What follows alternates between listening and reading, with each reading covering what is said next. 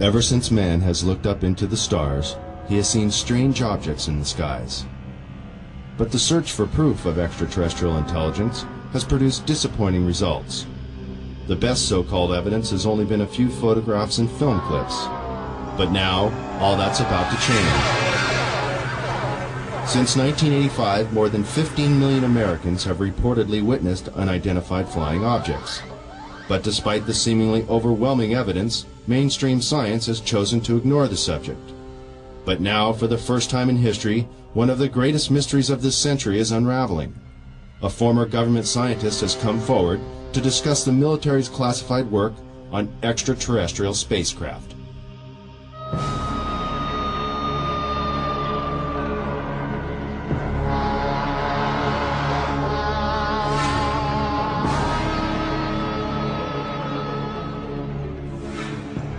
Human advances in technology have exploded in a million directions and show no signs of slowing down.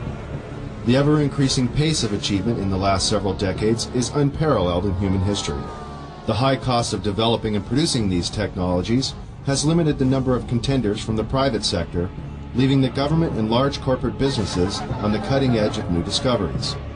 Always in the public eye, big business competes for high-paying contracts, working night and day to invent or further develop the next big thing to satisfy the masses.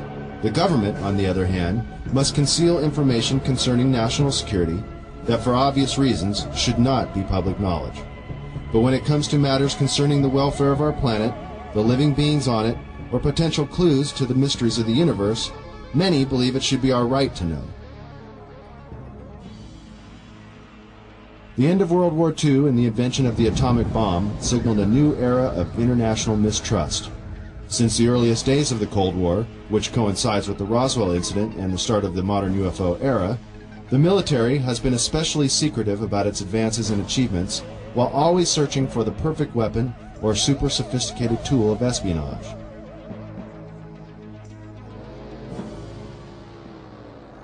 High-tech surveillance equipment around the world, and even in space, has allowed global intelligence to see and be aware of many things that the common civilian cannot even begin to imagine. The military recruits many talented civilians when special expertise is required, and propulsion systems expert Bob Lazar claims he was one of them. In this exclusive interview, he gives his detailed account of his employment with the Department of Naval Intelligence at the top-secret facility known as S4, where, according to Bob, he was hired to work on recovered alien spacecraft. S4 is located 125 miles north of Las Vegas and 15 miles south of Groom Lake.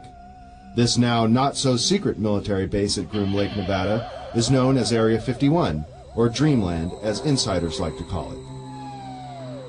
Born in 1959 in Coral Gables, Florida, Bob has lived much of his life in Las Vegas, Nevada. With degrees in physics and electronics from MIT and Caltech, he has dabbled in everything from chemistry to fireworks in an effort to understand the finer points of propulsion. He has even assembled a jet car with a 22,000 horsepower engine salvaged from a Navy F-3D Skyknight that is capable of land speeds of over 350 miles per hour. Fate took a serious turn for Bob in 1982.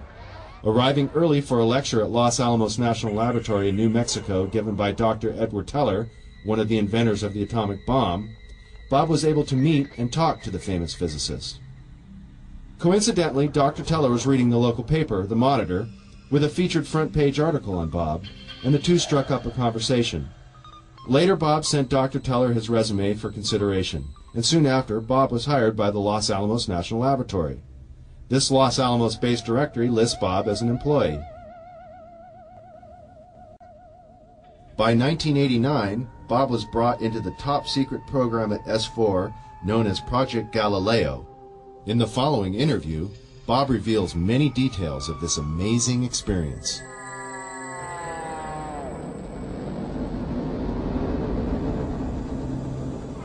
Did you witness any disk technology at Area 51? No, there was absolutely no ET craft, ET technology, anything like that at Area 51. This is why S4 was made specifically to separate it there. People at Area 51 do not have the clearance. How long were you employed at S4, and when were you hired? When was I hired at S4? I guess early '89, and I was probably there only about 6 months or so, on a very infrequent basis. How were you transported to and from work? At the time that I was working there at McCarran International Airport in Las Vegas, there was a Special Projects EG&G building. When I was told to go to work, I drove there, parked my car there, and got in a plane at the airport, flew to Groom Lake, where I deplaned and waited for a bus, and the bus drove me down to S4. The S4 facility is an area just off the Papoose lake bed, dry lake bed, and it consists of 9 hangars. The hangars have sloped doors on them with a sand texture coating. Around the opposite end of the hangars, there's the standard entrance where you're dropped off at, go through a security check, and inside there's a small complex. There's some office space, there's several laboratories, the hangars themselves, of course, and a few other places. I didn't have free rein to go wherever I wanted to. Everywhere I went to, I was essentially escorted, so that was really all about that I saw. Inside the facility, what was the basic layout? Were there underground levels? I don't think there were any underground levels to it, though there could have been. I don't think it was an extensive underground facility. It just looked like an installation that was butt up against a mountain.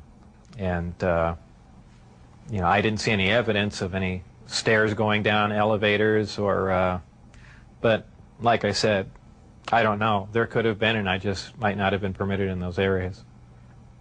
It's difficult to really surmise how long it had been operational. Everything did look fairly new. By that I mean I don't think this installation was there in the early 70s. Nothing was worn. Things looked fairly freshly painted. So, as a ballpark guess, I would say it would really surprise me if the installation was older than 5, 7, 10 years, something like that. What they're doing, researching extraterrestrial craft, is beyond me, but that's where my checks came from, so I can only assume that they were in charge of that. Did you see high-level government or military personnel at S4? No, not at S4. Anywhere in the overall facility at all? At Area 51, I believe I saw some military personnel, but no one I can identify or rank or. Is this research confined to the U.S. government, or did you see any international involvement? At one time, the Russians were involved, and supposedly there was some breakthrough made by our team. However, this project was split up, and right after that happened, the Russians were no longer permitted on the facility at all.